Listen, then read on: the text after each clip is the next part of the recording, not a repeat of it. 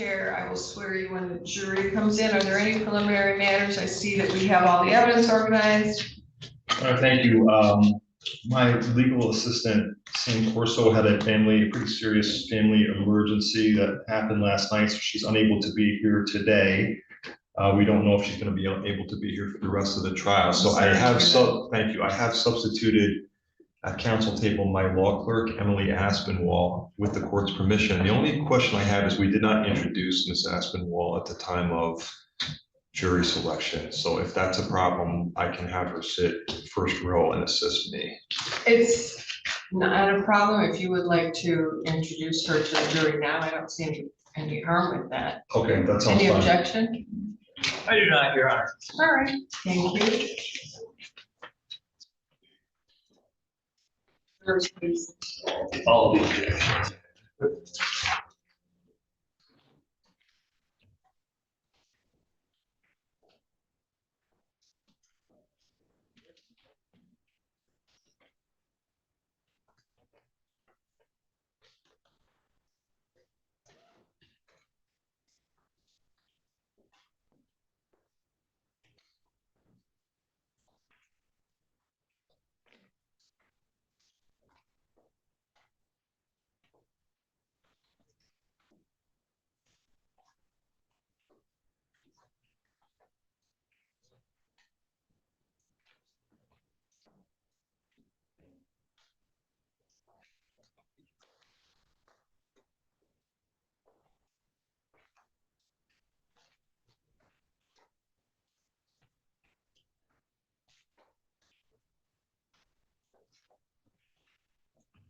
All rise.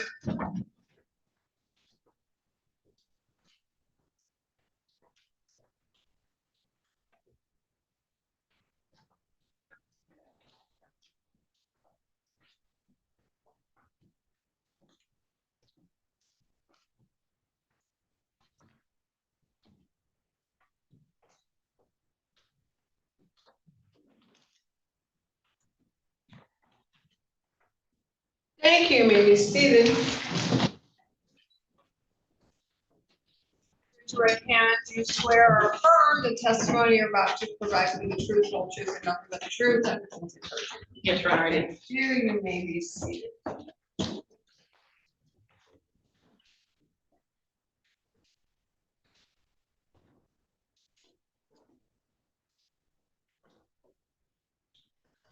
Your Honor, just one moment, please. Take your time. Proceed when you're ready.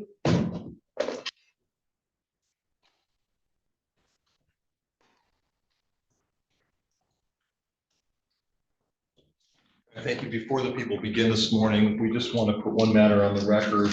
Ms. Corso from our office had a family situation last night, so we're hoping everything will be okay and she'll be back tomorrow.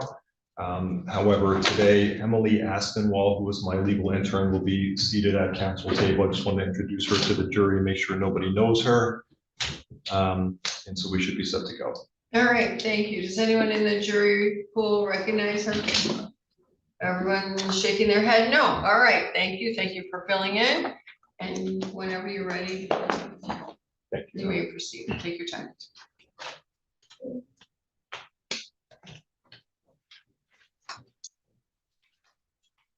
Good morning, Detective.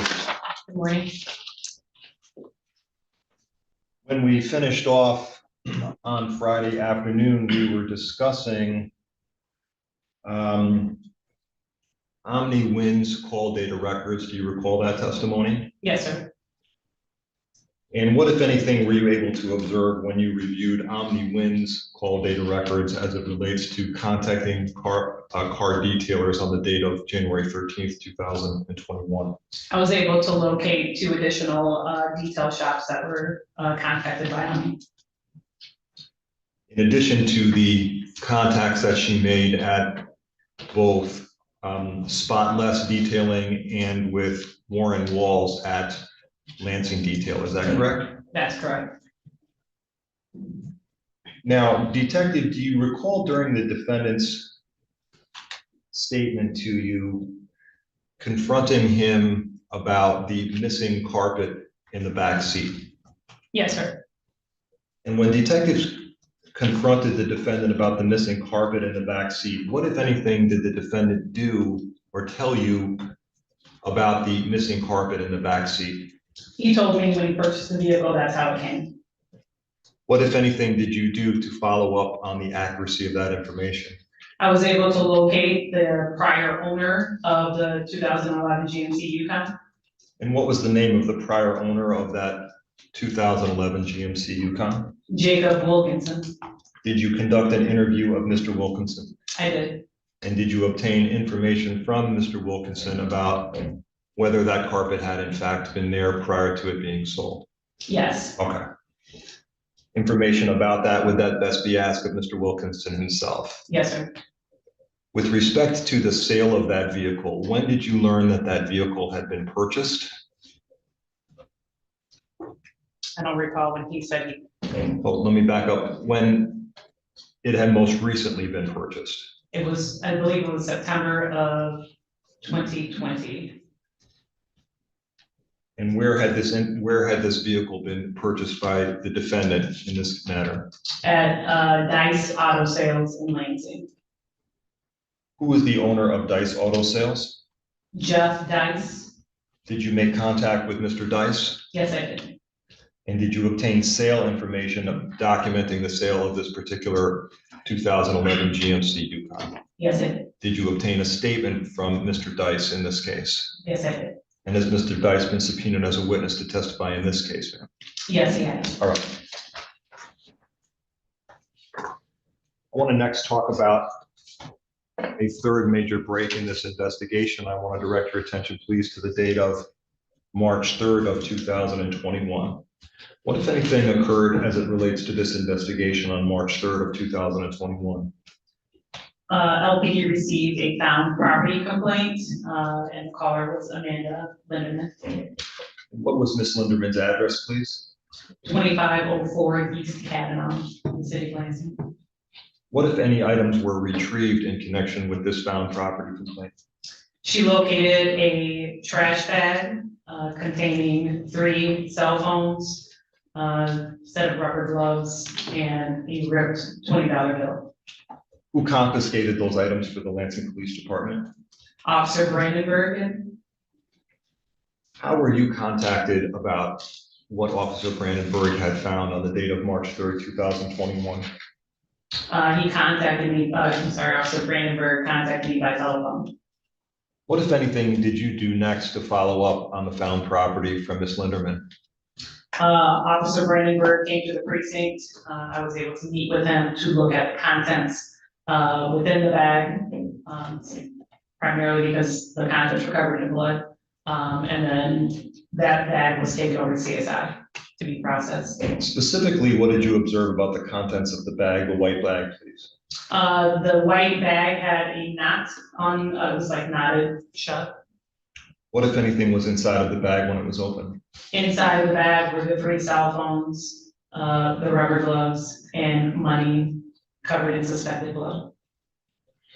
So at that point in time, these were sort of nameless items that were recovered in the city of Lansing, is that right? Yes, sir. Why, if at all, were you interested in these items that had been found now approximately 6 weeks after Andrew had disappeared? For me, it was too much of a coincidence. My victim had 3 cell phones that were missing, in addition to the fact that money was located inside of the bag and the fact that blood had been located in the Yukon. It sparked my curiosity. Now, what, if anything, did you do to follow up with Ms. Linderman, please? I went over to Ms. Lindeman's address and took photos of the property.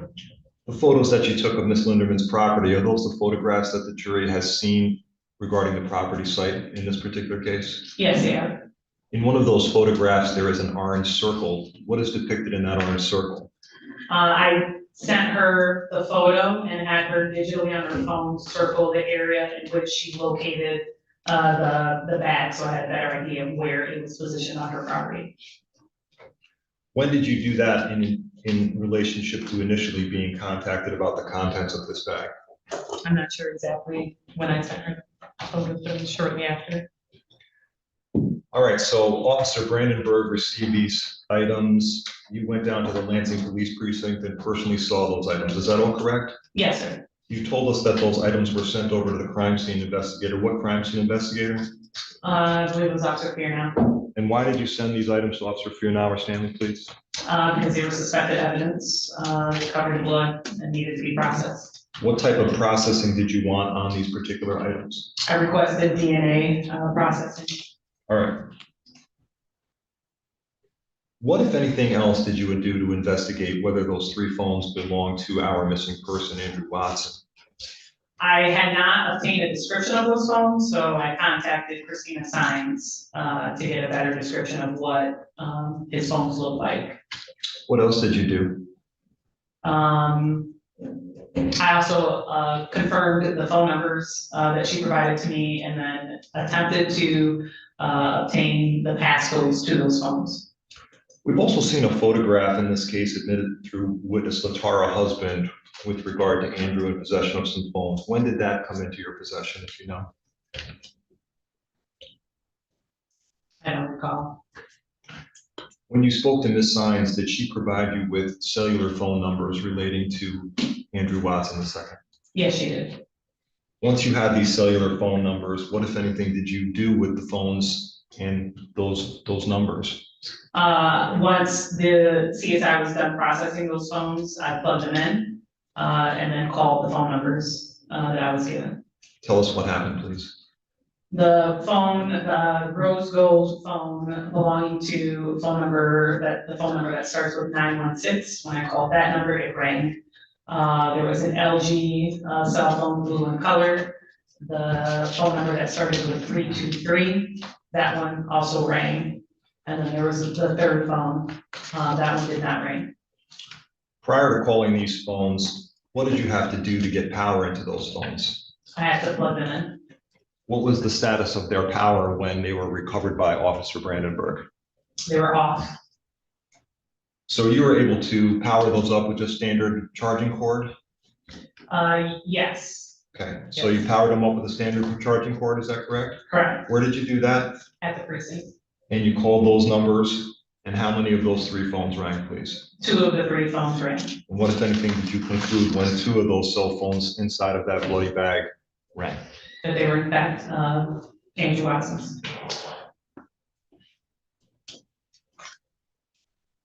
All right, just give me a moment, please.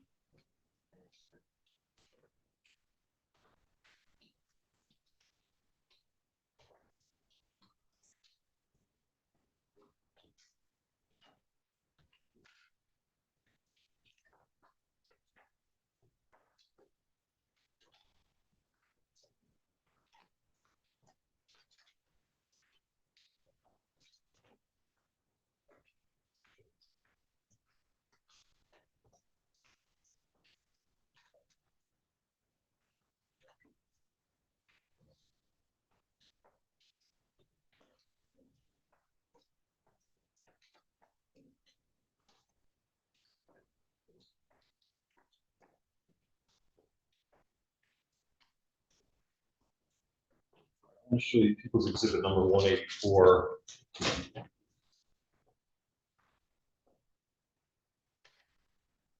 What are we looking at People's number 184? Ripped $20 bill with blood, suspected blood on it, blood on it. Detective Osborne, do you recall your testimony on Friday when you were referencing a video and then a Facebook post obtained from witness Liliana Rose? Yes, sir. What was the date on that Facebook post from Liliana Rose? January 11th of 2021. And what did that Facebook post on January 11th, 2021 depict? There was a large amount of money sprawled across a table with Liliana in the photo. When you spoke to us on Friday, you told us what the denominations were of the bills that were laid out on the table on January 11th, 2020. Primarily, what denominations were there? $20 bills. The item that was recovered, ripped in half inside of the bag with Mr. Watson's cell phone, what denomination or currency is this, please? It's a $20 bill. All right, thank you.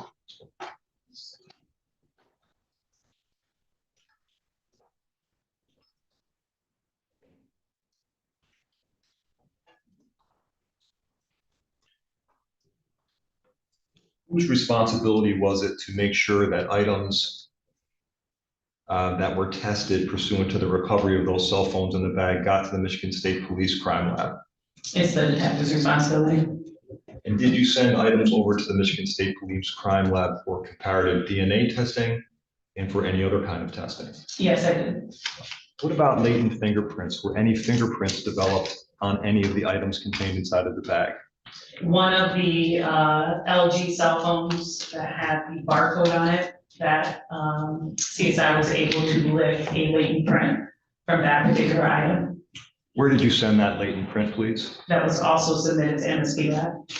Prior to it going to MSP Lab, does it go somewhere first? We have embedded within our department is a man named Ken Lucas, who analyzes those prints for us. So the prints were sent to him prior to going out to MSP. Once Mr. Lucas analyzed them, where were they sent next? Then they were sent to MSP. All right, I want to show you some items that have been admitted into evidence in this case.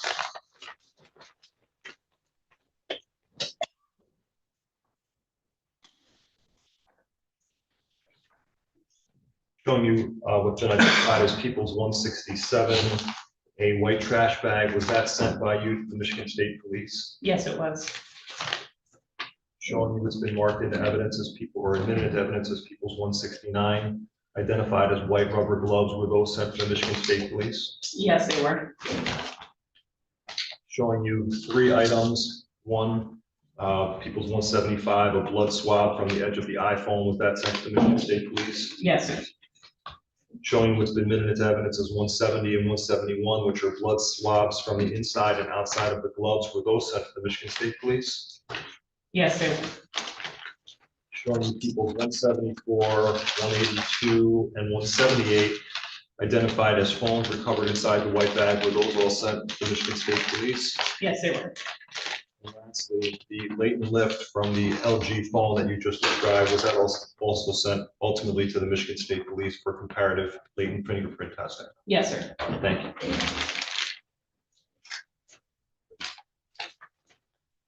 Did the Michigan State Police conduct forensic testing on these items that we've just submitted? Yes, they did. And were you provided with the results of those tests by the Michigan State Police? Yes.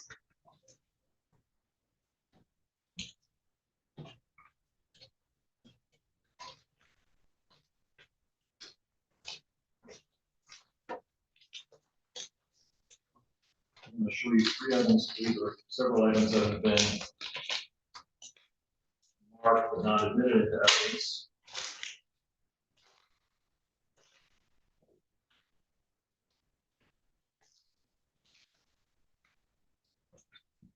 And hear testimony today from the DNA people, showing you laboratory record number 2. When was that received by you as the investigative detective in this case? March 25th of 2021. Showing you report number 5 from the DNA lab. When was that received by you? May 19th of 2021. And showing you item number 6, which has been received from the DNA lab. When was that provided to you? June 21st of 2021. And lastly, with respect to the latent fingerprint testing from the MSP lab, when was this provided to you? April 26th of 2021. So by May of 2021, it sounds like you have received results from your requested testing from the Michigan State Police Crime Lab. Is that accurate? Yes, sir. All right.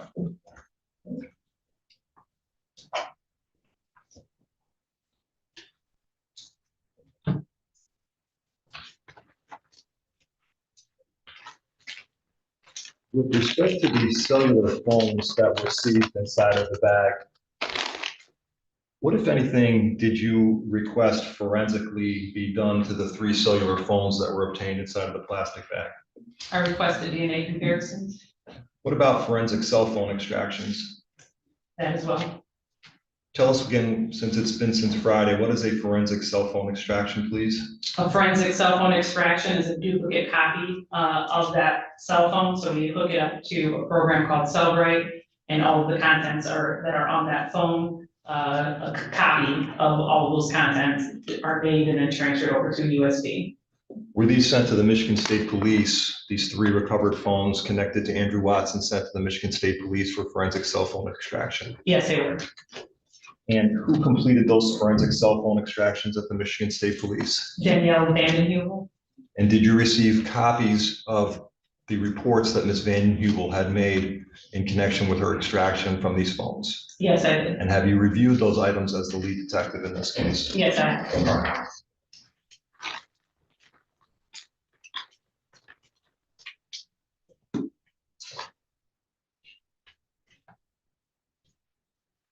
All right, could you let the people know, has People's Exhibit number 209 been exhibited? Ms. Corso has the admitted list with her. 209 has been admitted, Okay, thank you. and that's the 3 phones. CDRs for the 3 phones, yes. All right. So we've talked about these things called call data records. Were call data records obtained for 3 cellular phones attributable to Andrew Watson? Yes. Okay. Now, in order to do the DNA investigation that we just referenced, was it necessary for detectives to obtain things called buccal swabs? Yes. Can you tell the jury what a buccal swab is, please, and how a buccal swab is obtained? A buccal swab is obtained, we have buccal swab kits, they look like super long Q-tips. And what a buccal swab is a DNA sample from the inside of a person's mouth. So you take that swab, rub the inside cheek of individual's mouth, and then secure it and submit it out to MSP lab for forensic testing. What is the purpose of obtaining a known buccal swab of DNA from an individual? That is what is used by MSP for comparison purposes. In this case, were buccal swabs obtained from various people connected to this investigation? Yes, sir. Was a buccal swab obtained from an individual identified as? Andrew Watson Sr.? Yes. Was a buccal swab obtained from Miss Otelia Watson, who was Andrew's mother? Yes, it was. Was a buccal swab obtained from the defendant in this case, Willie James Jr.? Yes, it was. Was a buccal swab obtained from a person identified as Philomena James? Yes. And who is Philomena James in relationship to the defendant? Sister of Will James. Understanding that Andrew Watson II was missing and his remains have never been found, what, if anything, was done to obtain a known DNA sample for Andrew Watson? What did you seize, please? We were able to locate his toothbrush. Did you seize that toothbrush? Yes, I did. And what, if anything, did you do with it? I tagged it and submitted it to MSP lab. All right, so I'm going to go through a number of items here, please.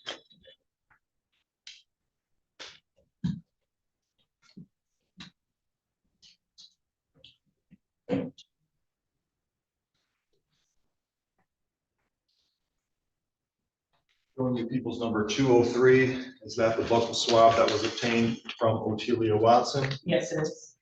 And people's number 201, is this the buccal swab that was obtained from Andrew Watson Sr.? Yes, it is. Showing you people's 187, is this the buccal swab that was obtained from the defendant, in this case, Willie James Jr.? Yes, it is. Showing you people's number 188, is this the DNA swab that was obtained from Philomena James in this case? Yes, it is. And showing you people's proposed 202, is that the toothbrush that was seized by yourself to obtain a known DNA sample on Andrew Watson? Yes, it is. Your Honor, at this time, the people are going to move admission of the following proposed pieces of evidence. People's 203, people's 201, people's 187, people's 188, and people's 202. Any objection or voir dire? Without objection. All are admitted. Thank you, Your Honor.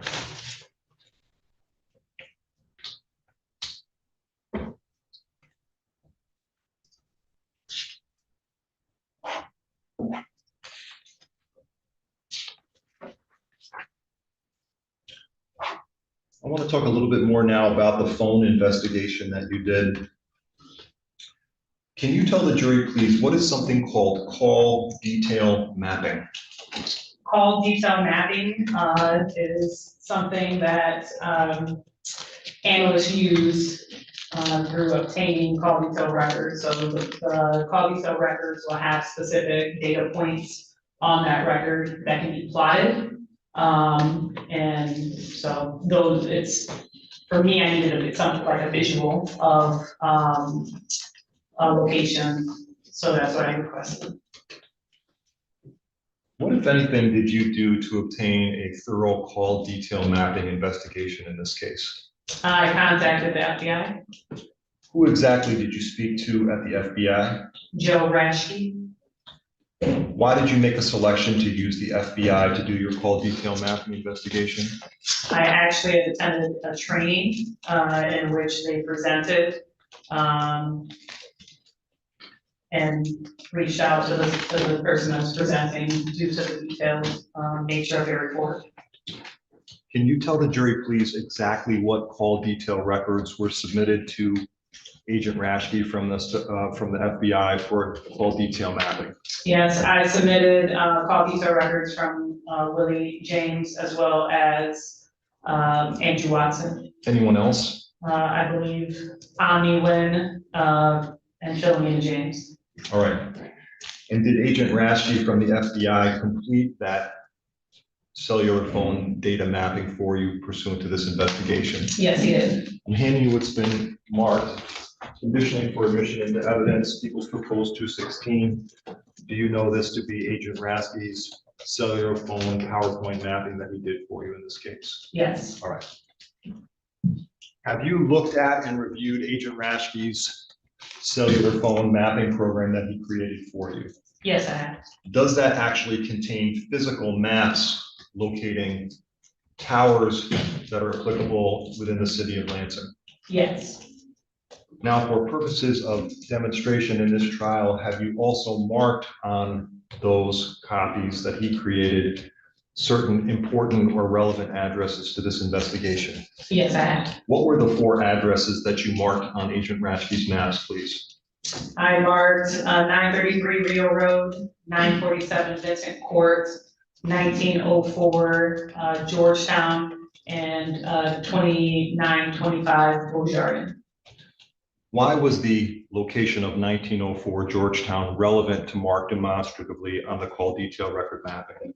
That was the location, Willie James and Andrew Watson were gambling at the night he went missing. Why did you mark the location of Rio Road on the call detail mapping, please? Rio Road is also one of the addresses, that we were able to determine to be Willie James's. Why did you mark the Vincent Court address, please, on the call detail maps?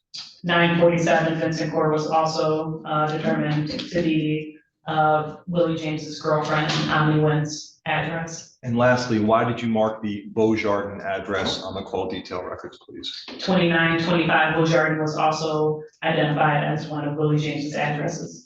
I want to show you what's been admitted in this case. What's been proposed in this case is People's Proposed 216A and 216B. Ask if you can identify, please, what do we see in 216A? This is one of the cast reports, from, Special Agent Rasky, for Willie James's 706 phone number. Does this also contain mapping for other phone numbers attributable to Willie James? Yes, it does. What's the next number that you marked for Agent Rashke? 896-0850. And is there a final number that you marked here? Yes.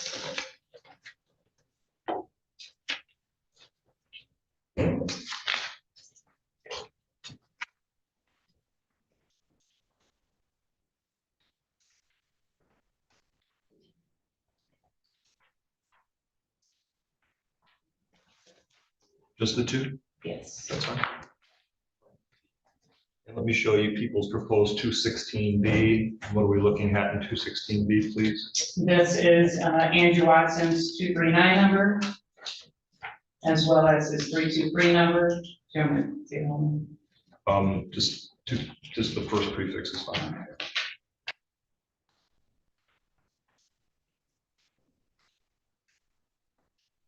And his 916 number.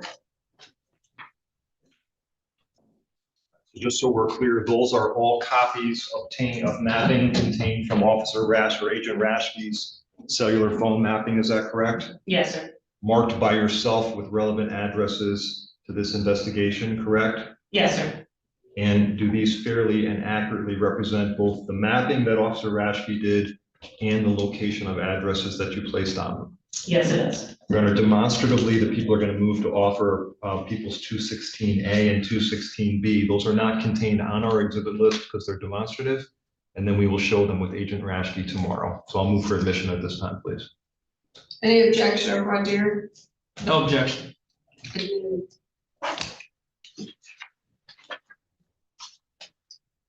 Now, with respect to the CDRs, in addition to requesting call detail mapping investigation, did you provide copies of the CDRs to any crime analysts at the Lansing Police Department?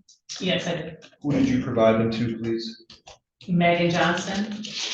What, if anything, did you request Ms. Johnston to do as it relates to the call detail records of the defendant, Willie James, and Andrew Watson II? I requested a call analysis And what was the purpose of that call analysis? to get an idea of their contact with one another during the time frame. And was that completed by Analyst Johnson from the Lansing Police Department? Yes, it was. All right, as we move out of that technical portion of your investigation, I want to ask about stage 4 of your investigation, and that's just simply looking for Andrew's remains. Has Andrew's remains, other than blood, ever been recovered in this case? No. Please tell the jury all the steps you and other officers took to look for Andrew Watson's body over this 5-year period of time. There were several locations through investigation that we attempted to locate Andrew Watson's remains. Initially, we started out in the area of Georgetown. So Georgetown Parking Complex is surrounded by some wooded area. I requested MSU K-9 come out to attempt a search of that property. And he was not located.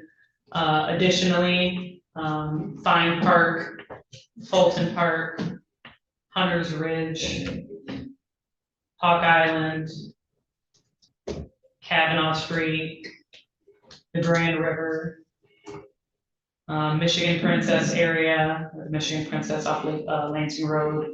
There are a couple parcels, some heavy wooded area in the area of Jolly and Waverly just to the west that we also searched. In addition to that, we searched around the wooded area by Schroyer's. Schroyer's. And not sure if there may have been one other location. I know we utilized drones, cadaver dogs, and a dive team. What is a cadaver dog? A cadaver dog is a dog that is used to sniff out human remains. What were the results of this extensive search for Andrew's body over a 5-year period of time? We were unable to locate him. All right.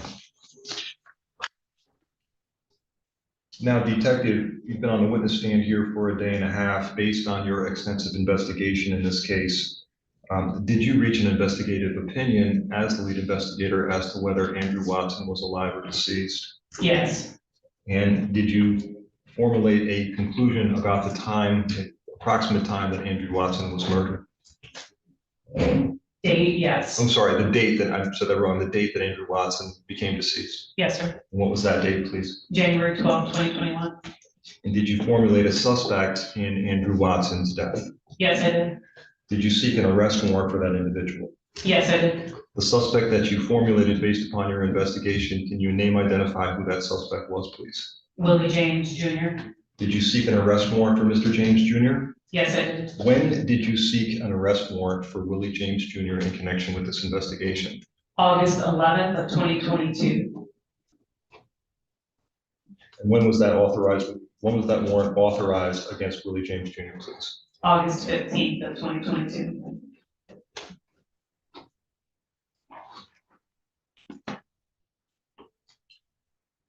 All right.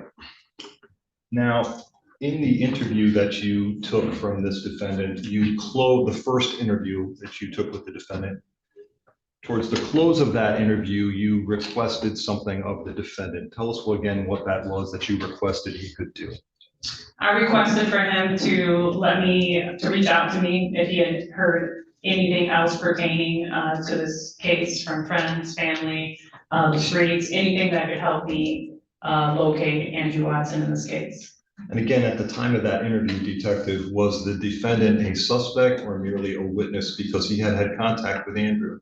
He was a witness at that point. And in fact, you provided the defendant with some sort of contact information. What did you provide him with, please? That's something that I do in all of my cases. I provided my cell phone numbers so that my witnesses or victims have easy access to me if they need it. After that first interview, you then conducted a second interview with the defendant, isn't that correct? Yes, sir. And during that second interview, what, if anything, did you ask the defendant to provide you with? The same thing. All right.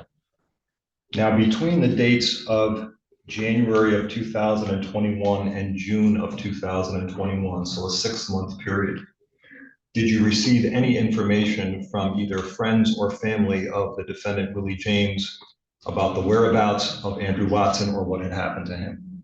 No. Between the period of time of June to December 2021, did you receive any information from Willie James's family or friends about what had happened to Andrew Watson? No, I did not. In the entire year of 2022, did you receive any information from friends or family connected to Willie James about what had happened to Andrew Watson II? No, I did not. In the entire year of 2023, did you receive any information from friends or family of Willie James about what had happened to Andrew Watson?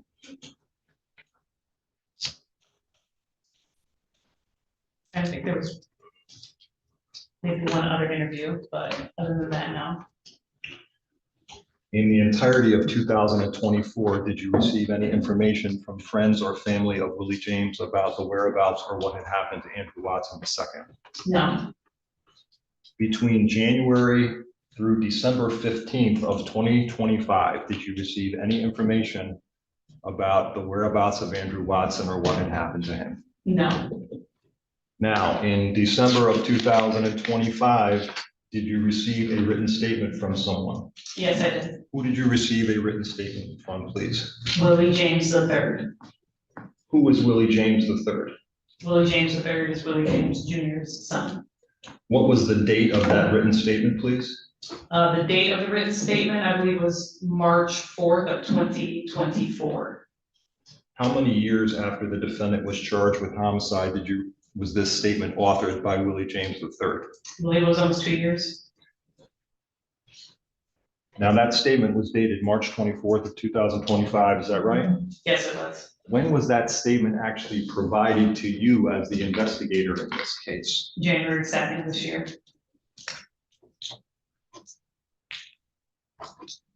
January 2nd of 26? Yes, sir. When had this incident to Andrew Watson occurred? January 12th of 2021. When had the defendant, Willie James Jr., been charged with homicide? August 15th of 2022. How long after the defendant was charged with homicide did you receive this written statement from Willie James III now? 3 years. 3 years later? 3 years. And when, in relation to trial in this matter, was that statement from Willie James III received? Within a few weeks. In response to reading that, did you interview Willie James III? Yes, sir, I did. How long did it take you to interview Willie James III? I interviewed him on the 5th. I'm sorry. I interviewed him on the 5th. So approximately 3 days after you received the statement? Yes, sir. And was that interview recorded? Yes, it was. And was it memorialized in an audio? Yes, it was. And was that turned over to both sides in this case? Yes, it was. Did you also memorialize that interview in a police report?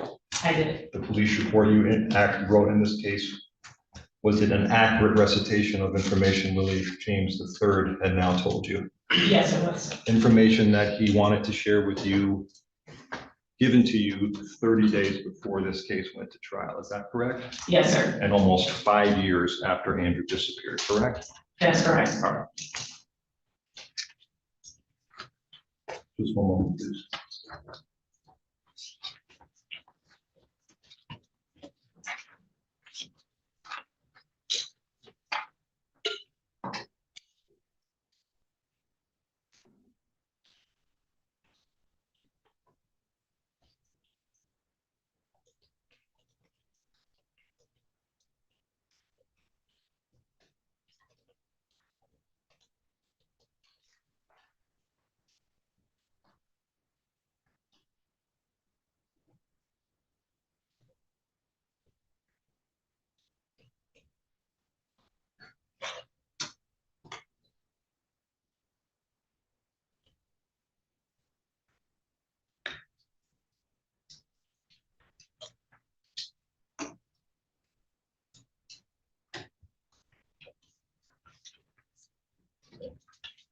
All right, thank you. People have no further questions. Ross?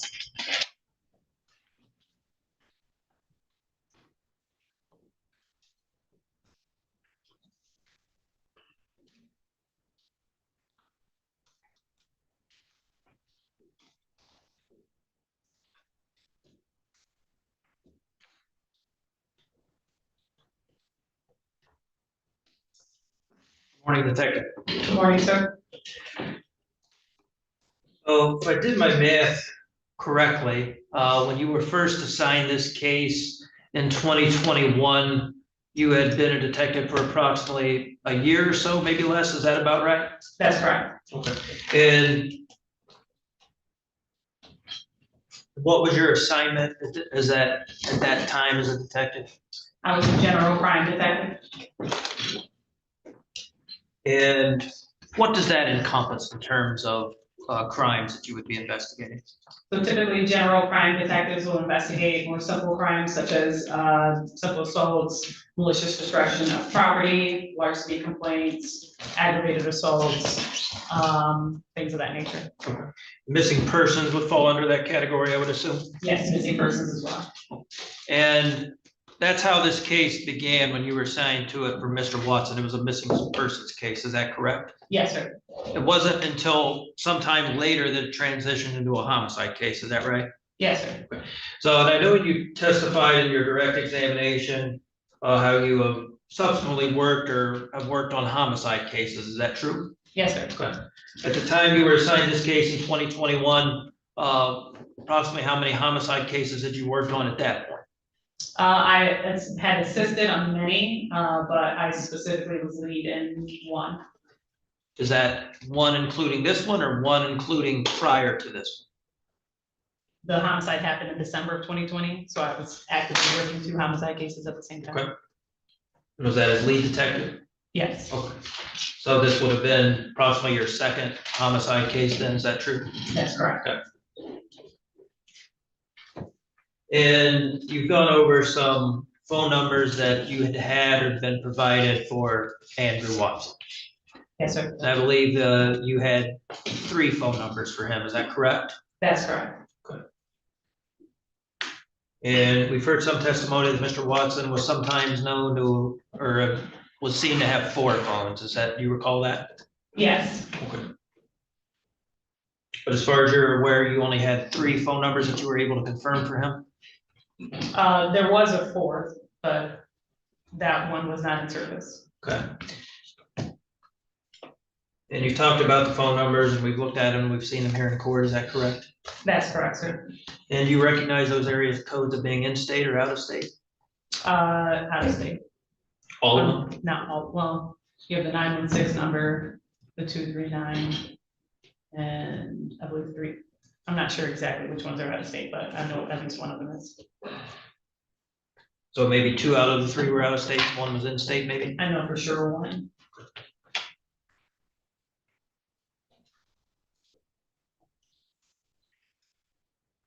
And as it relates to the night of January the 12th of 2021, that is essentially the last known time that anyone has seen Andrew Watson that we're aware of, is that correct? That's correct. Okay.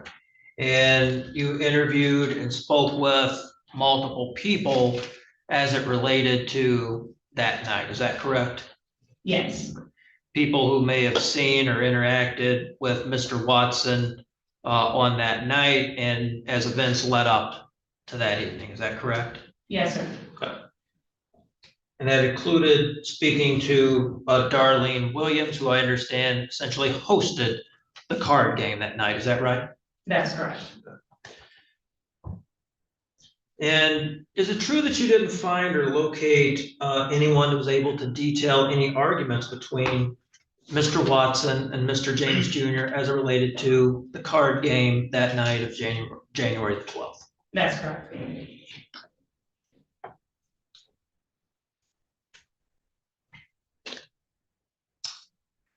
And you had requested and ultimately received, I believe, phone records for Philomena James, is that correct? Yes, And it was your understanding that she was the registered owner of the Yukon, am I understanding that correctly? Yes, she's a registered owner of the Yukon. And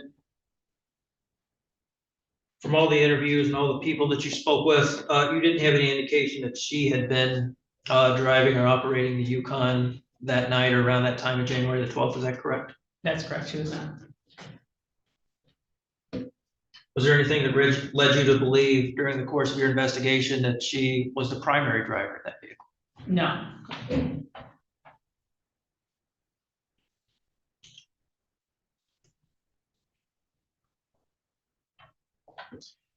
And I believe the first interview that you had with Mr. James Jr., that was on January the 28th, is that correct?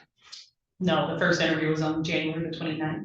January the 20th, so I was a day off. Yes, sir. Okay.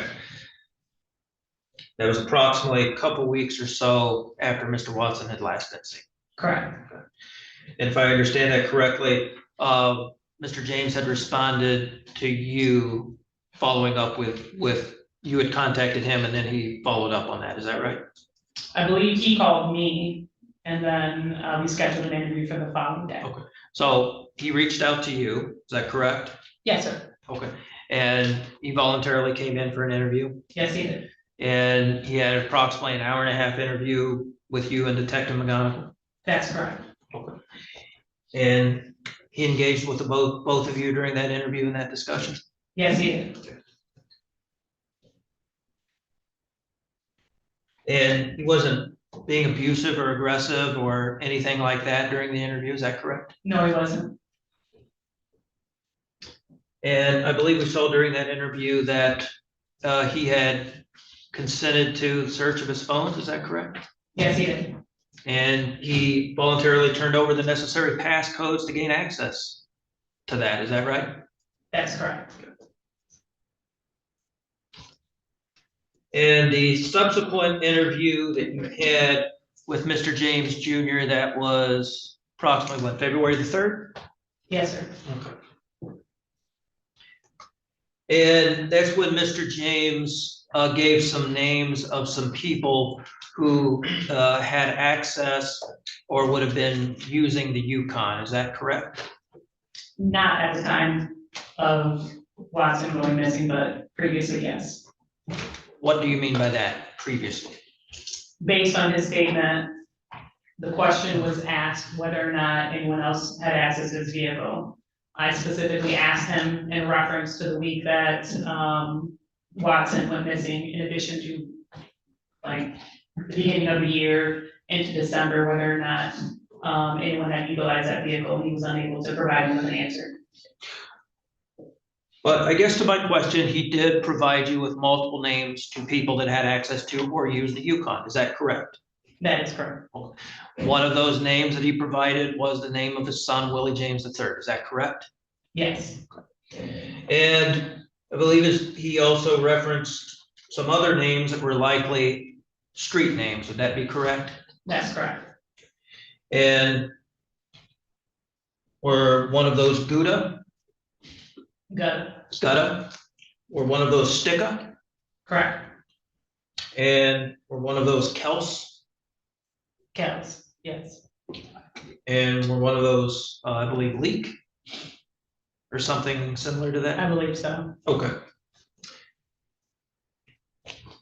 And I guess I noticed from the interview, it didn't appear that you or Detective McGonigal asked him if he knew anything further about their names or their full names. Is that correct? That is correct. Okay. And do you recognize any of those names from your involvement in law enforcement? At the time, I did not, but yes, I am aware of who they are. When did you become aware?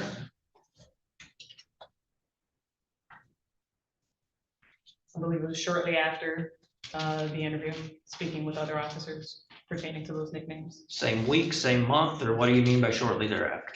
I don't specifically recall them. Okay. Would you be able to pinpoint whether it was the same month of February, or do you not know? I can't recall. Do you remember which officers you would have reached out as it related to those names? It would have been our violent crime unit.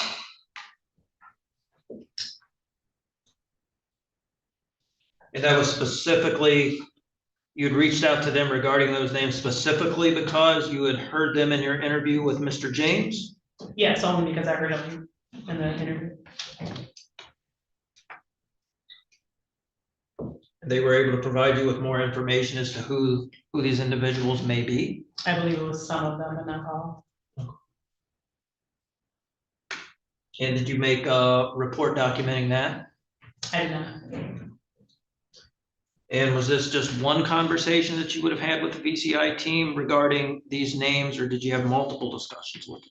We constantly are in communication with our violent crime unit, and in relation to investigating various types of violent crime. So I don't know how many specific conversations I had pertaining to those names, but I know conversations we had. And as it is here now, you can't recall which officer you may have spoken to as it related to those names? No, sir.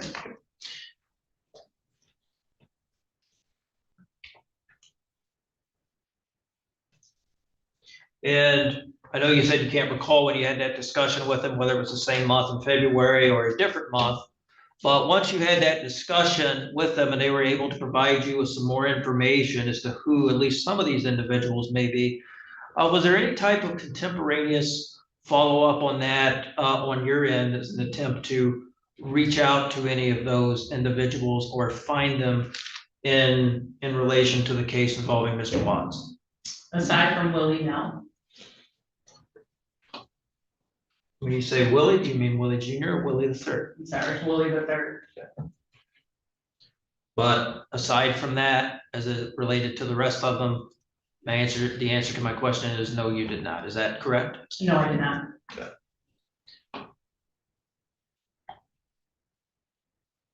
And did Mr. James Jr. in that interview say something to the effect, because I believe either you or Detective McGonigal were questioning him about blood or possible blood in the car. Is that correct?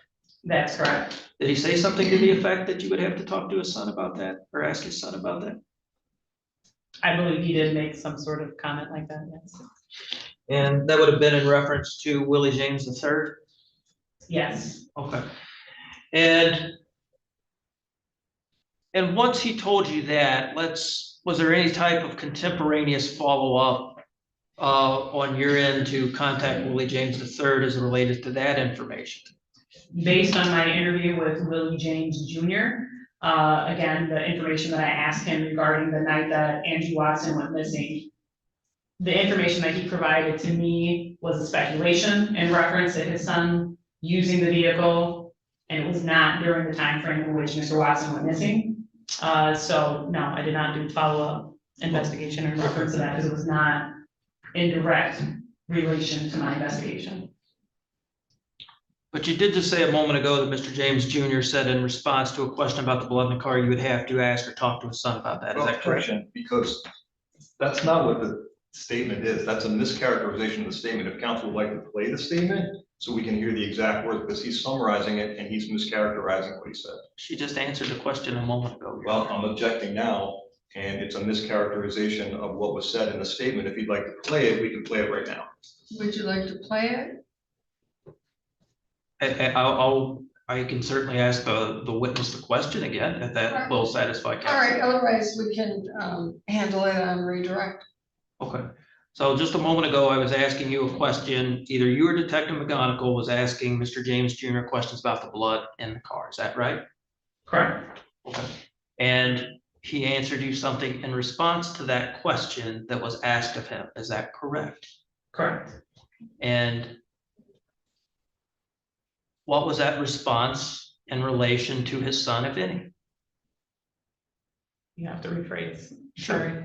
When he answered that question, did he mention his son at all in response to that question? Yes. Okay. And my question then is, and so you had that information, you at least had that response to that question, correct? Yes. And let's say during that month of February, you did not interview or attempt to interview Willie James III, is that right? Can you ask me again? Sure. the month of February. Mhm. That's when the second interview you did with Willie James Jr., correct? Yes, During that entire month of February, after he made those statements regarding his son, Willie III, did you or did you not interview or attempt to interview Willie James III? again, I did not try and interview Willie James III as the statement that was provided by. That was my question. You've answered my question. Okay. The next month, the month of March, did you interview or attempt to interview Willie James III? I did not.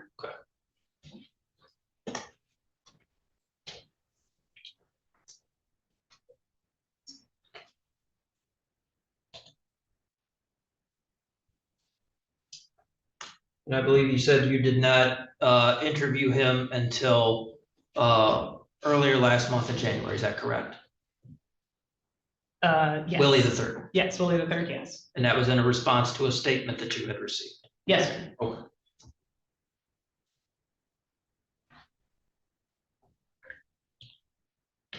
Given the information that Mr. James Jr. had told you about his son, Willie III, did you attempt to locate him in any way to see if he was in custody anywhere or anything like that, to see if he could be interviewed? There were many attempts to, in my investigation, trying to reach out to Willie James III. Our unit, our police department is familiar with him. He does not like to speak with us or provide any additional statements. It was very well known that I wanted to speak with him. Other officers that have had contact with him through our violent crime unit informed him of this as well. It was very well known that I would like to talk to him. So, but no direct interview was conducted. So you're saying it was well known that he did not like to talk to police? Yes, he did not like to speak with police. But he spoke to you last month? He spoke to you what? Last month? Yes, sir. So are you saying that you had sent word out through other officers that you were looking to speak with him? Yeah, so I spoke about our meetings that we typically have on Tuesday, so based on providing additional feedback or I guess additional information to road patrol pertaining to my case, I did request that if anyone had contact with them to let them know that I would like to speak with them. And who were these officers that you directed that to? This is the Detective Bureau as well as VCI. And when did you issue this directive? I think it was just throughout the course of my investigation of people that I would like to talk to. Can you pinpoint a month and year? It's probably around the time that it was reported. Probably around the time that what was recorded. Andrew Watson went missing. But you can't recall a precise, let's say, month to pinpoint it down to? No, And so you can't tell us whether it was February, March, or April of that year, 2021? No. Can you tell us it was in the year 2021? I think throughout the course of my investigation, he wasn't at all, or actually not he, Willie James III there's no indication that he had any involvement in the disappearance of Andrew Watson on that particular date. Well, that wasn't my question. My question was, when you're talking about this directive you had sent out that you may be interested in speaking with him, are you even able to tell us whether that was in the year 2021 or not? Yeah, yes. Okay. Yeah. But you're just not sure when in 2021? No, it was, I mean, it's kind of a blanket, so anytime we have our meetings, anybody that is a person of interest that we would like to speak to, that information is relayed in those meetings. But I guess you yourself never made any attempts to either personally locate or speak with him. Would that be accurate? I'm trying to think, I think there was one occasion in which I did try to reach out to him. When would that have been? How would that have been? It would have been, well, during another investigation. Okay, what time period are we talking about? Well, can we approach, please? I mean,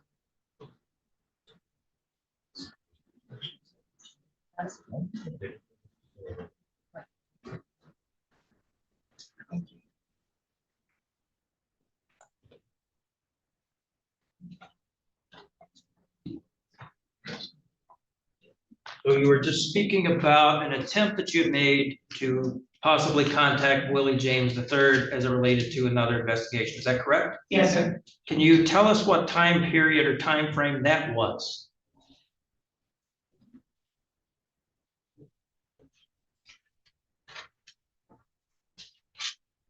I want to say 2022, but I can't be for certain.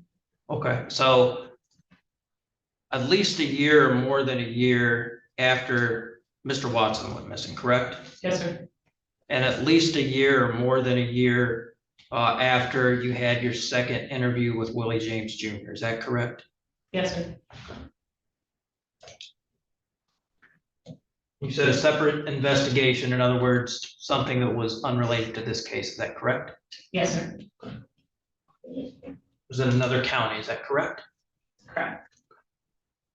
Is that in Eaton County? Yes. What efforts did you make to speak to him as it related to this case? I guess I'm not understanding what you're asking me. If I understood your answer a moment ago, is that you made an attempt, some attempt to speak to Willie James III Yes. sometime in 2022. Yes. Is that correct? I was present with another detective during that time frame Where were you present with this other detective? at LPD operations. And this was in 2022? I can't be for certain of the date, but I think it's 2022, sometime in 2022, Is that a detective from Lansing Police Department or from another agency? from another agency, What agency was that? Eaton County. Eaton County Sheriff's Department? Correct. Do you recall the name of that detective? Yes. What was that detective's name? Detective Gillenton. And were you there to attempt to speak to Mr. James III as it related to this case, or any statements that his father had made as it related to this case? And related to this case, yes. Okay.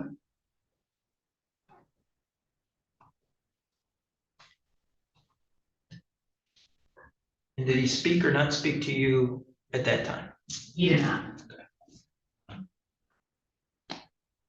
And did you document that attempt in a report? I did not. Was your attempt to speak with him recorded in some fashion? No, it was not. So if Mr. James III had decided to speak to you and made statements, you would not have had any recording of that preserved? No, there would have been. When and how would that have happened? It was at LBD operations, and our operations center has recording capabilities. But when you were speaking or attempting to speak with him, that was not being recorded? No, that was in the hallway. I'm sorry, what was the answer? No, that was in the hallway.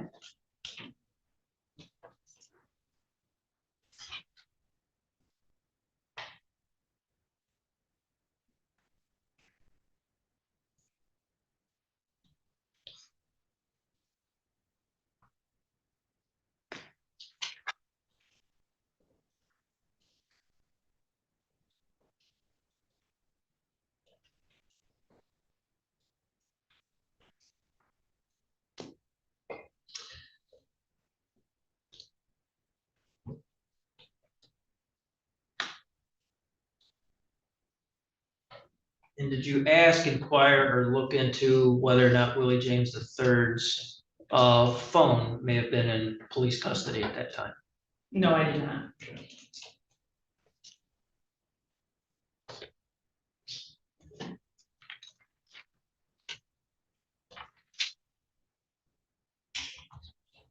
Yeah, we heard testimony earlier from, I believe, Officer Stanley and Fairnow is related to the CSI portion of this investigation. You recall that? Yes, sir. Okay. And my understanding from their testimony is that you had directed them to use the Blue Star. Is that correct? Yes, sir. And was that after you were, or were you aware at that time that you had directed that there had already been visible signs of blood already located? Was I directed that there were visible signs? Were you aware Yes, I was aware. at the time you made the directive to use the Blue Star? Yes, sir. Okay. And I believe the testimony was that by using Blue Star, that eliminates any possibility of being able to obtain fingerprints from inside the vehicle. Is that correct? Yes. And you would agree with that, or you don't dispute that? As far as the Blue Star? Correct, that by using it, it eliminates the possibility of being able to obtain fingerprints. That was relayed to me by our CSI. Oh.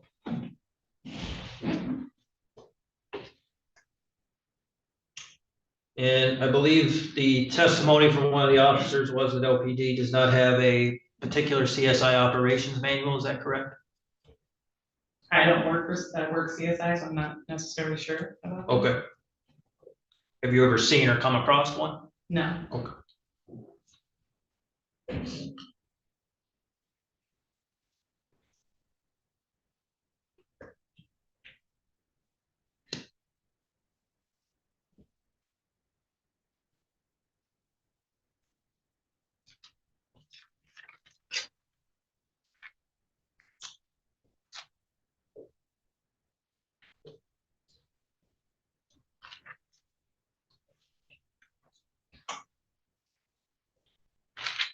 And you've talked about the various things that you've done during the course of this investigation, things you've looked into, people you've interviewed, and so forth. But that's not an exhaustive list of everything you've done or every person that you've talked to. Would that be a fair statement? That's a fair statement. Okay.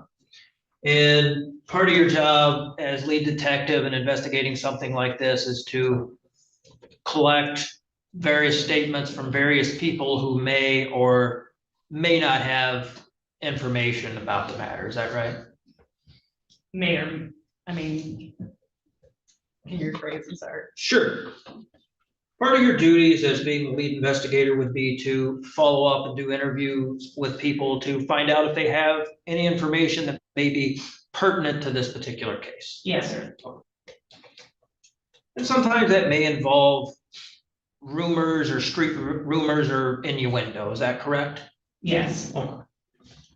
And that wouldn't necessarily be uncommon in a case like this. Is that right? No, it's not. Okay. And do you follow up or look into all of those or try to? Well, based on our investigations, so typically we're focusing on things that are relevant to our case.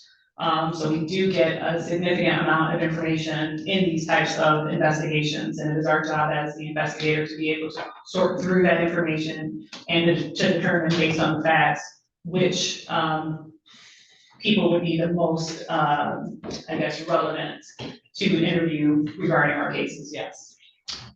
And in order to properly make that assessment or determination, you would have to at least do some type of follow-up on the information you come across in order to see whether there's any validity to it or not. Would that be fair? Just depends on the information that comes through, yes.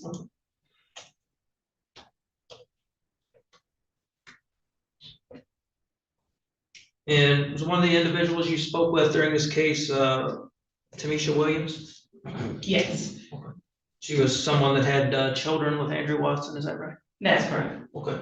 And you spoke with her about this case and what she may or may not know, is that right? Correct. As well as multiple others that we haven't talked about, is that correct? Yes, sir. Good. And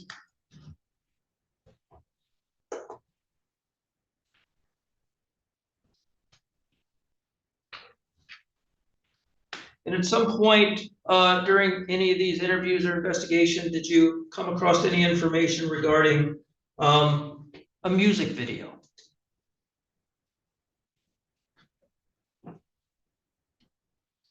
I don't recall a music video. No. Okay. Do you recall coming across such information after speaking with Ms. Williams? No, Are you saying it didn't happen or you just don't remember? I don't recall. Okay. If I were to show you a copy of your police report on that particular matter, might that refresh your memory on that particular topic? Yes.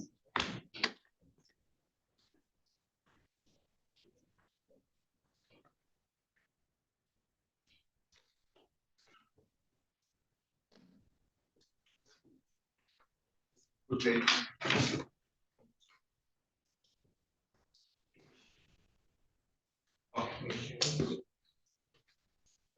Your Honor, may I approach the witness, please? You may. I'm going to hand you a page from the report that you did based upon your interview with Ms. Williams. You can just read it silently to yourself. Let me know when you're done and I'll come retrieve it from you, okay?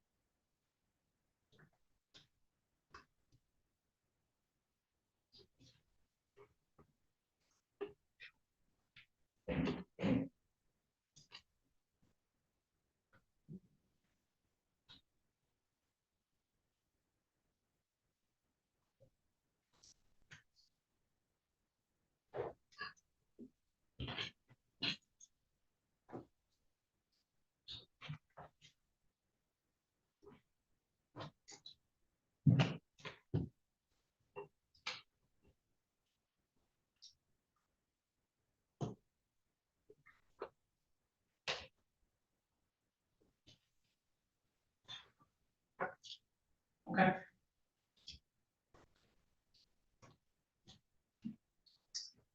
Did that refresh your memory on that particular topic? Yes, it is.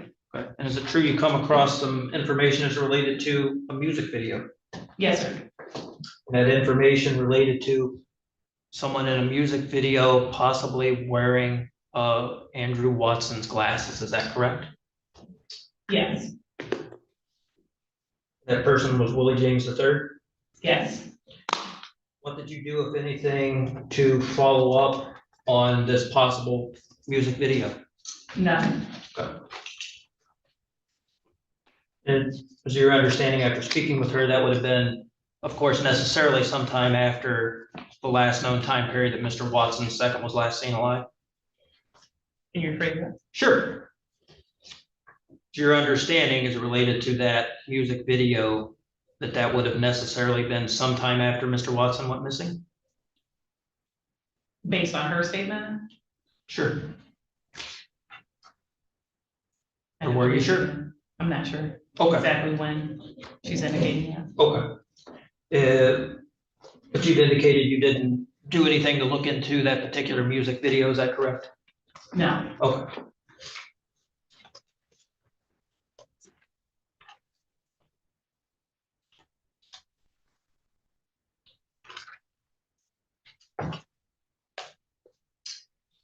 And when you're speaking with people or doing interviews or gathering information, you prepare reports based upon those, is that correct? not all of them, but yes, some of them. The ones you do prepare reports on, they're not a transcription of everything that was said word for word, is that correct? That's correct. It's just kind of like the highlights or the main points, It's a summary. the things that are important or that stuck out to you as being important, Yes, because you would want to be able to recall those important details in case you have to remember them sometime later on, is that correct? yes,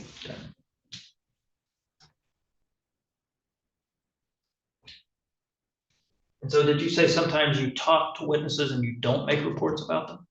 yes, sir. What dictates when you do or do not author reports? Typically, it depends on what information is being provided at the time as to whether or not it correlates with the investigation. So anytime we can interview a ton of witnesses, but if it doesn't specifically relate to the actual incident, then we don't always document it.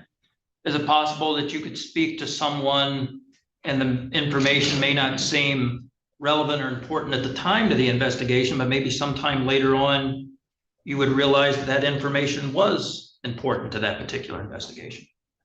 Yes, there could be a circumstance like that, yes. And in that case, if you didn't author a report on it, there wouldn't be any recorded recollection of that then, is that true? Yes.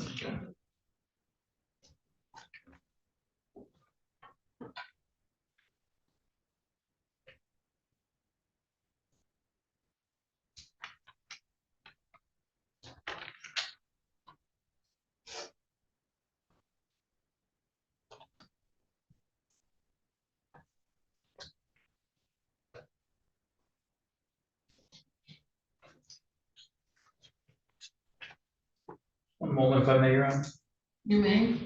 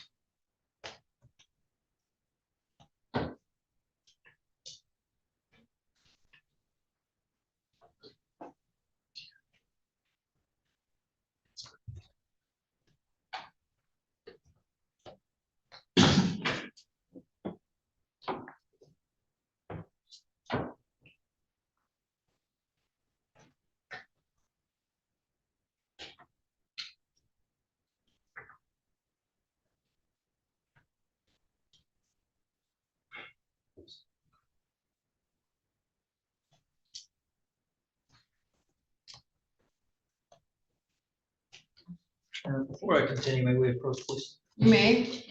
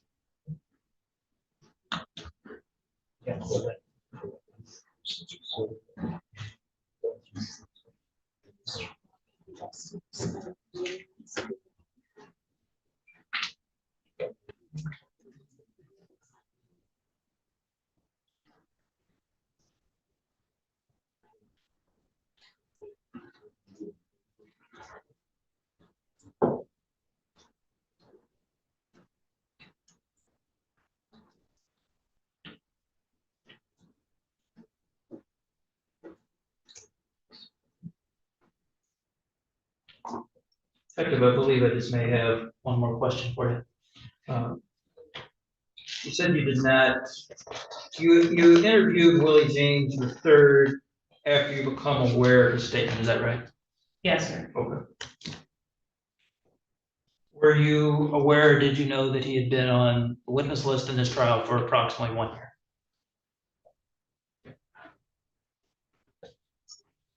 I don't know if I knew that.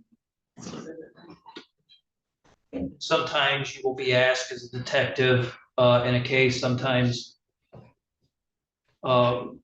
prosecuting attorneys will ask you to reach out to people on witness lists to find out what they may or may not know or what they may or may not testify to. Is that correct? I personally have never had that.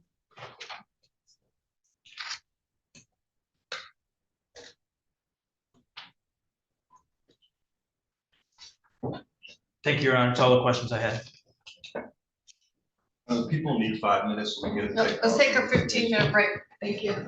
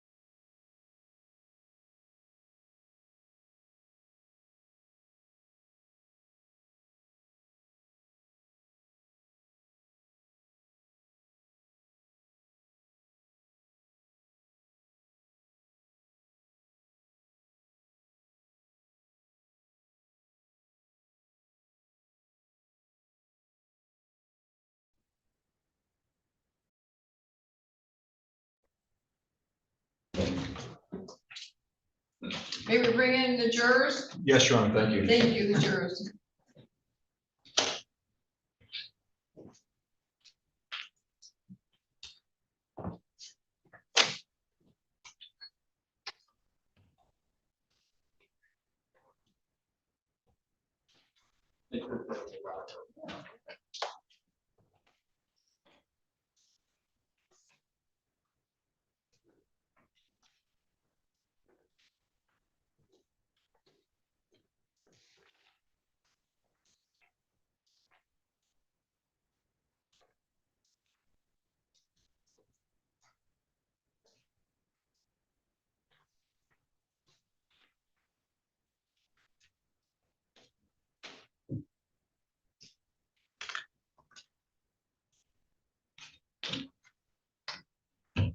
All rise.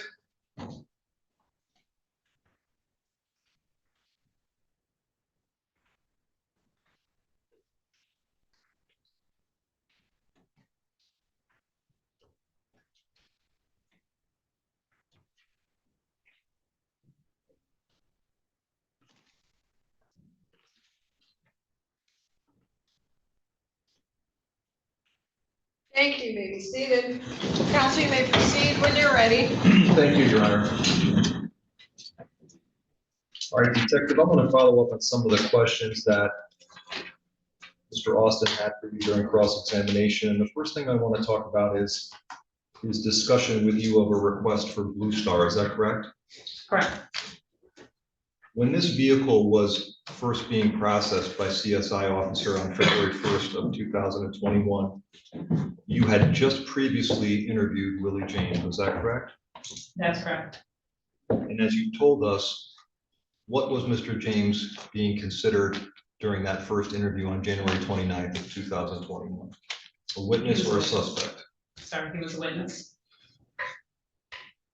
What was your primary purpose or one of your primary purposes in asking or obtaining a search warrant for the subject 2011 GMC Yukon vehicle? Based on the facts that were presented to me by BCI, there was additional evidence that led me to believe that some sort of,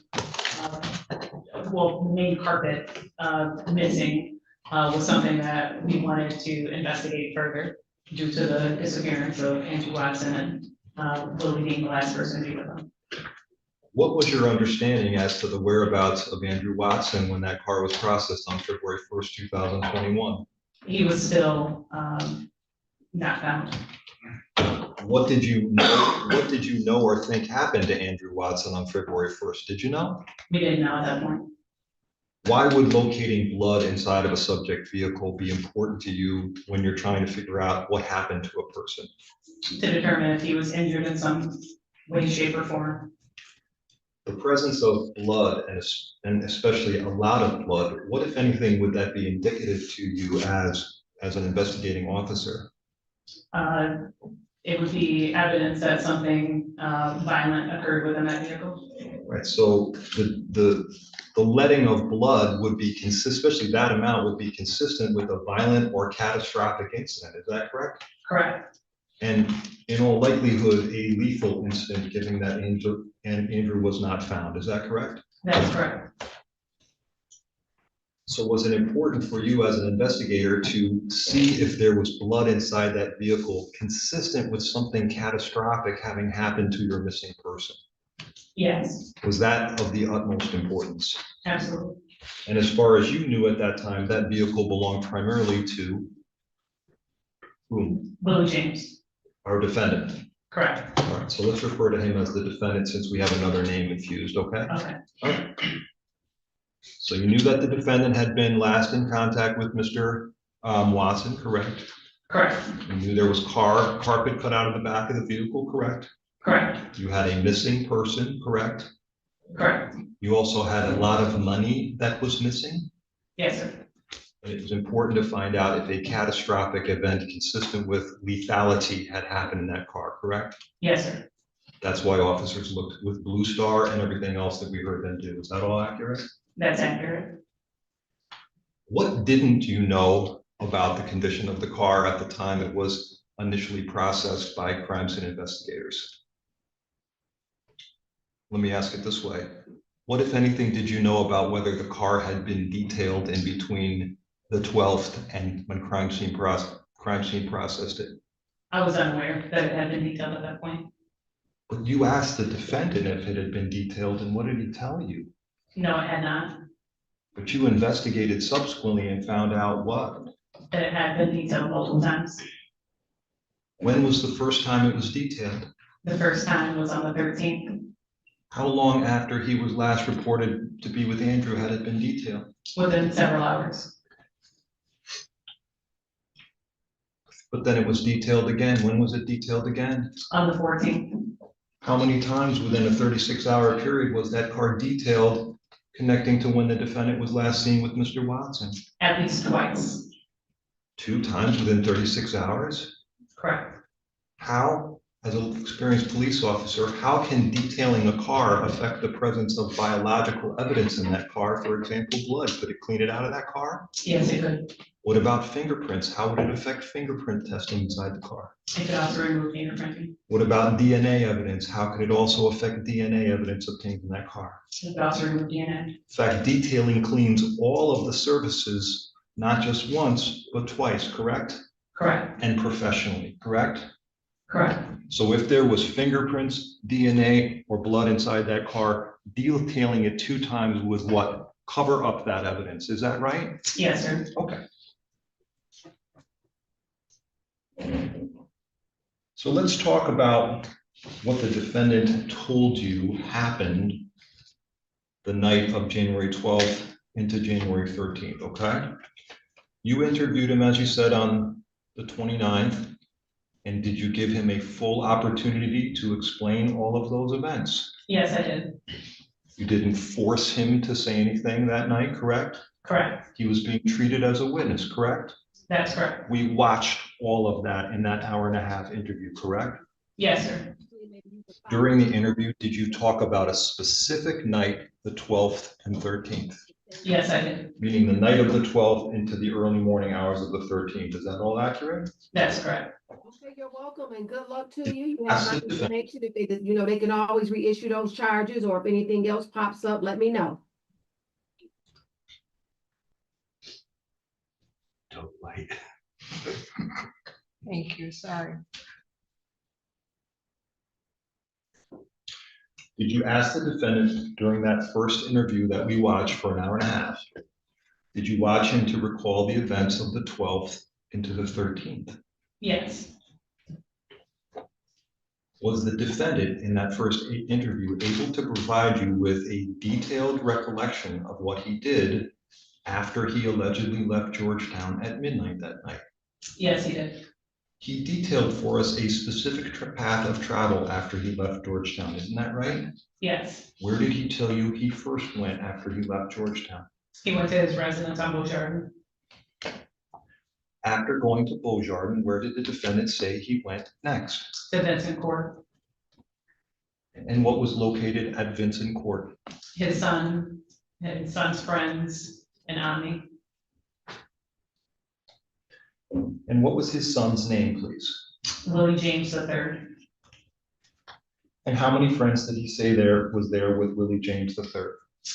Toto, And who else was there, please? I believe there was one other, I think he just said Willie and Toto, correct? yeah.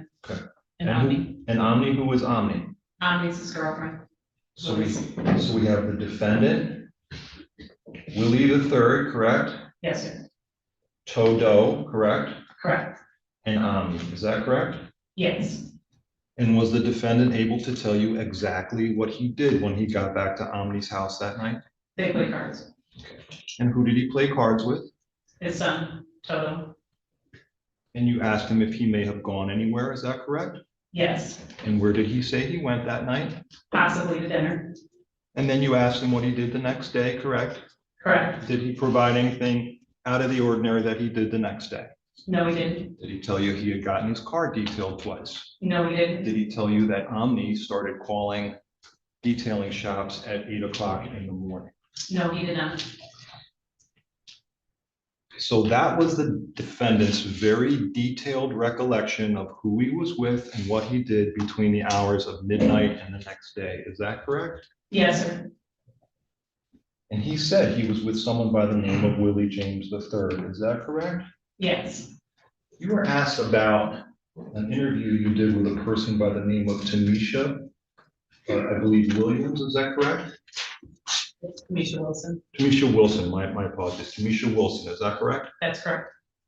What relationship does Tamisha Wilson have to Andrew Watson II? Tamisha is the mother of his children. How many children does he have with Tamisha Williams? Two. I'm sorry, Tamisha Wilson. Two. All right. And he has other children too, isn't that correct? That's correct. How many other children did Andrew Watson have? He has 3 other children. And I believe we heard testimony about this, but what is the status of his other children's mother? She's deceased. How many children's mother are currently alive and well? 1. And that would be Tamisha Wilson, correct? Correct. You were asked on direct examination about something Tamisha Wilson said to you, is that correct? That's correct. And do you recall exactly what it was that she said to you during that interview? That there was rumor of a video. All right, so I want to have you refresh your memory as to the exact words that she told you, and then you tell the jury the exact content of your report, please. So I'm going to approach. Just read that to yourself, and I'm going to have you respond to me when you're ready. Does that refresh your memory as to the exact content of your report? Yes. And what did you memorialize in your police report? She stated that word on the street was that Willie, the son, was wearing his red glasses In what? in a music video. So this came from something called word on the street, is that correct? That's correct. What is another word for word on the street? Is rumor? Okay, rumor. So she heard a rumor, word of mouth, that someone saw this, is that correct? That's correct. Did she tell you when this alleged item had been seen by other people? No. Did she tell you who told her or where this word on the street came from? No. Was she able to provide you a specific platform for where this video was allegedly posted? No, she wasn't. Was it on Spotify? No, it wasn't. Okay, did she tell you it was on YouTube? No. Did she tell you any platform where you could look and find this item? No. All right, so what, if anything, could you follow up on from this rumor on the street about some video that existed somewhere according to that rumor? What could you follow up on? All right. So when you're asked, did you follow up on something, realistically, how could you follow up on that? I couldn't. Okay, now, let's just say for a moment that that was true, okay? Let's just say for a moment. Would Andrew have had to be in possession of red glasses or wearing red glasses that night for it to be true? Yes. The person who came into contact with those red glasses, would they have had to come into contact with Andrew's body somehow? Yes. Andrew's body has never been found, correct? Correct. You are alleging that a catastrophic, lethal incident happened to Andrew, is that correct? That's correct. In order for a lethal incident to have occurred and Andrew's body not to be found, what would have to be done to Andrew's body? You have to locate it. It would have to be gotten rid of? Yes. Okay. So a person or persons would have had to work together to get rid of Andrew's body, is that correct? Correct. All right. I don't object to speculation. Well, it's a reasonable investigative theory, Your Honor, so it's her theory, so I don't know that it's speculation. A person had had to come into contact with his body in order for Andrew to have catastrophically died and his body not found. Somebody moved it. I'm going to allow it because she has the experience, it's her conclusion, and the jury can do what they want. All right, They are free to believe all, none, or part of any person's testimony. You may proceed. all right. So the defendant told you he was with his son that night, and we know that Andrew's body is now missing. Is that correct? That's correct. Okay. Now, you again interviewed the defendant, now armed with the fact that there was not just torn up carpet in the car, but there was lots of blood in the car. Is that right? That's correct. Why did you again interview this defendant, Willie James Jr., when there was all this blood found in his car? To ask him, inquire about where that blood came from. Blood that was coincidentally found with both Blue Star and Naked Eye, right? Correct. Did you give this defendant a full opportunity to provide you with any information about that? I did. Very importantly, during the course of that second statement that we're going to hear again, did the defendant ever change his version of events as to what happened when he got back to his house that night, who he was with, and what he did that morning? No, he didn't. Okay, so he never gave you an alternative story, right? No, he didn't. Did he ever tell you during that interview that anybody took his car that night? No, he didn't. Did he tell you that he was not in possession of his car that night? No, he didn't. Did he tell you that somebody by the name of Sticka was at his house that night? No, he did not. All right, could he pinpoint anybody on the particular night in question when we know Andrew disappeared who was in contact with his car? No. He stayed with the same story, right? Yes, he did. He, his son, Omni, and Toto all together, right? Correct. You tried to interview Omni Wynn, didn't you? I did. How many times did you try to interview Omni Wynn? Twice. What happened with Omni Wynn? She did not provide a statement. She didn't even show up, did she? No. All right, so let's play the video or the audio portion of that. We're gonna go through what the defendant actually said, please, okay? By playing People's 197.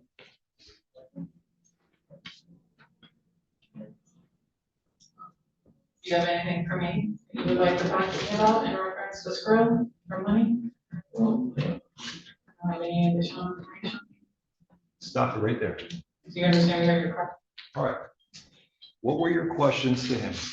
Do you have anything for me? Any additional questions pertaining to, script? Any other information you wanted to provide, you right? Right. The floor is yours, defendant, whatever you want to tell me, right? Right. Now let's hear what he said.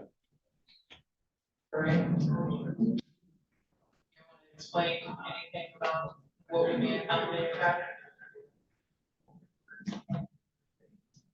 Well, then we're in the place where right now you're sitting in a spot where you certainly have the ability to change the outcome of the situation for yourself as far as Skrill and everything to do with them. There's no doubt in my mind you had something to do with him leaving the face of the earth. I told you, I'm not one to make bullshit, okay? I told you before, we're gonna tow your car, we're gonna get a warrant, we're gonna search it. We did. That confirmed everything I thought was true before that. So you're in the place where either Willie acted by himself or Willie acted with some other folks. And we're in the place where you're the only person on the radar. So you have the ability to tell us your whole side of it right now, tell us what actually happened, who was there, who did what.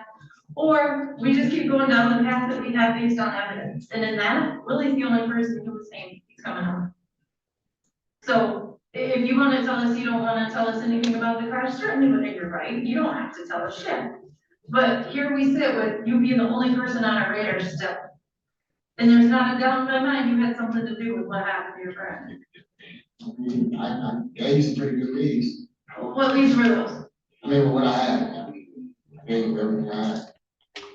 I mean, I heard they told me something, but like I said, it is what it is. You know, I was coming back to get the funds, I told you that, recorded that I was getting phones. And Yeah. just gave me my one phone back and get recorded, so. It's on camera in the lobby. So that was not a lie. That's all on camera. That's it.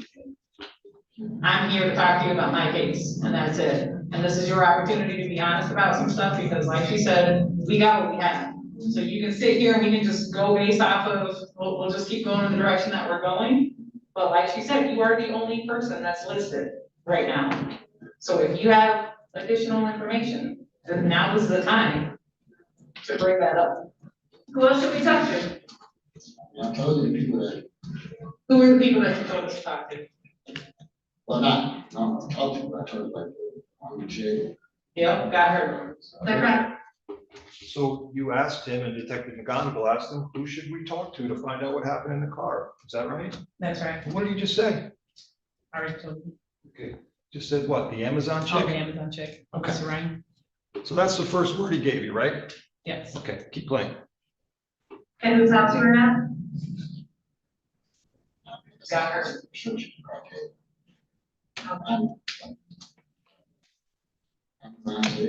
Right? Well. In those rumors, you heard the Amazon check had something to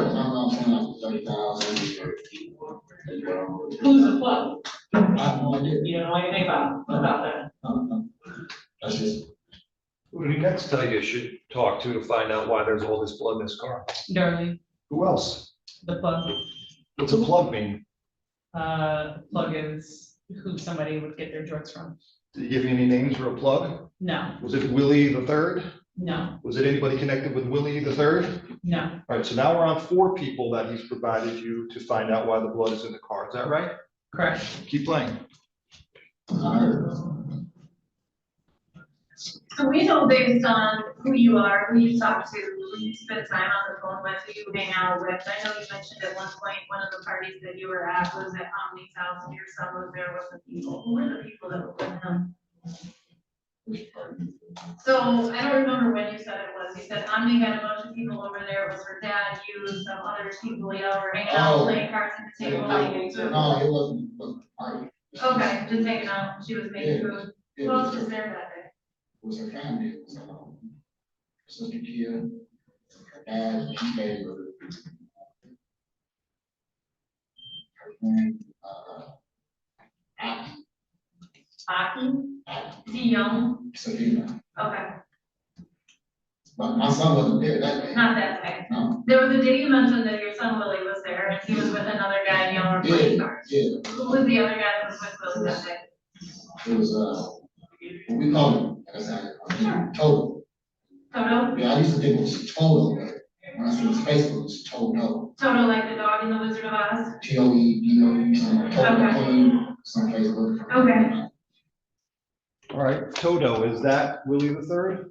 No, Is that Sticka? no, Is that Kells? no, Is that, what's the other name he gave you? leak, Leak, is that him? no, Different person, right? correct. Keep playing. So I understand that the other day after we finished talking, you went over to Rio Road. Is that where somebody in your family stays? Your brother's house? Okay. And then a couple quick questions that have come up since we last talked. The carpet in the back of your car. That looks like it got cut the day before, 5 minutes before you and I talked. It's still got fibers on it. Like, that's not something that stays forever. Okay, all right. When's the last time you got a detail? No? Just one? When's the last time you got the car detailed? The defendant says what? I don't think it ever was detailed, But you found out it was detailed how many times? twice. Within 36 hours, right? Yes, sir. Keep playing. Where do you get it washed? Okay, just a quick. Okay. Have you had any body work done on your car recently? Nothing that you know of? How about new parts, new tires, new roof, new anything? When was that?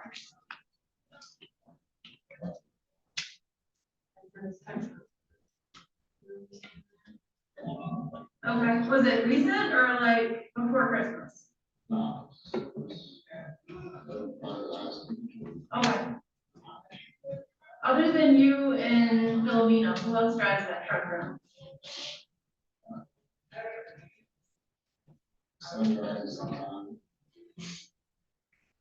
Your son Willie? Yeah. Okay. It's safe to say that you primarily drive that car around. It's in her name, but you drive it. Okay. Does Willie have access to it freely? Like you and he share keys to it all the time? No, okay, just when you give him permission to take it? Oh, shoot. Okay.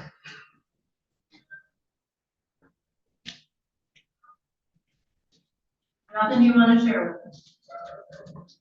The tires are transmission line. I'm not worried about tires and transmissions. Oh, you asked. True. I'm more interested in all the blood in that. I'm not talking, I cut my finger. That's what I'm interested in here. Oh, shit, I don't know, they're actually getting into a lot of shit, so Who's that?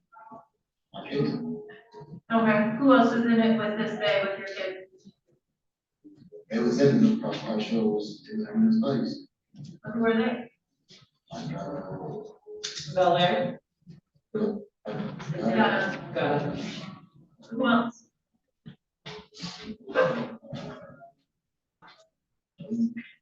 What's the name? Leak, okay. Stupid. What about the kid that was in the car the day that you got pulled over before you and I got him? Hell, I, He goes by Gauss. Do you know of them doing something, or are you just assuming? Like you said, if there was a car, it was them. no, I didn't say them. Okay, Do you know if they did something in the car? And his answer was what? No, I didn't say it was them. No, I didn't say it was that. Has he changed his story from, I went back to my apartment and played cards with my son that night? No, Has he given you any information that his son Willie or anybody connected to Willie is driving his car the applicable night of January 12th and 13th, 2021? no, Continue playing.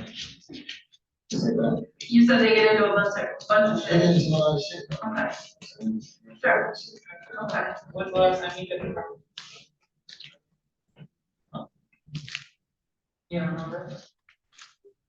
When's the last time he took the car? Was that your question? Yes, it was. What was the defendant's answer? I don't remember. Not a hard question. Did he take it on the 12th and 13th? No indication that he gave you that information, right? No, He couldn't remember the last time he took his car, right? that's correct. You continued following up. Play. Do you have? Has it been the last month? 2 months? Doing that since the first of the year? Boom. Has he driven it since the first of the year? Answer. Nikki says I can't really say. Continue playing. Do you have any specific knowledge of something happened in your truck while your son had it? Stop. Question. Do you have any specific knowledge of something happening in your car while your son had it? Answer. No, All right. Now, in addition to this statement, detective, you did lots of other investigation. Is that correct? that's correct. One of the things that you did in your investigation was you looked at phones, correct? Yes, sir. And you did cellular mapping on those phones. Isn't that correct? Yes, sir. And is this the totality of the investigation that you've described for us the last 2 days? Yes, it is. During the totality of this investigation, did you find any information corroborating that Willie James III or somebody was in possession of that car that night? No, Did you find any evidence to show or corroborate that Willie James III did anything to Andrew Watson that night? no, I have not. I have no further questions. Thank you. This is the speed vote, well, step down. Yes, Sharon, thank you. Thank you.